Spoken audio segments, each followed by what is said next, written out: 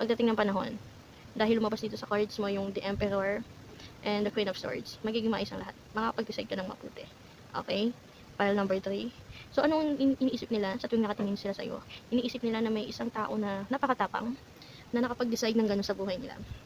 Na nakayang iwan yon yung nakaugalian nila. Pwedeng hindi magandang kaugalian to, or relasyon, o pamilya, pero nakaya mo.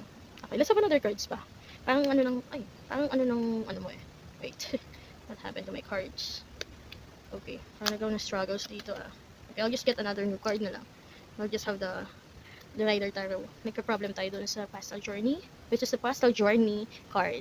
So, baka sa journey ng buhay mo, hindi ganun kadali, magkaka-problem, pero maayos din ang lahat. Pero tulad ng ginawa ko, di ba? Magulo yung card, ang ginawa natin, pinalitan ko, kumuha tayo ng panibagong cards. Bakit? Ibig sabihin nun, hindi lang isa yung mga cards na meron ka sa buhay na magagamit mo. So, gamitin mo yun. Huwag ka lang mag-focus sa isa. So, ito, we have the Moon upright. So, this is also a good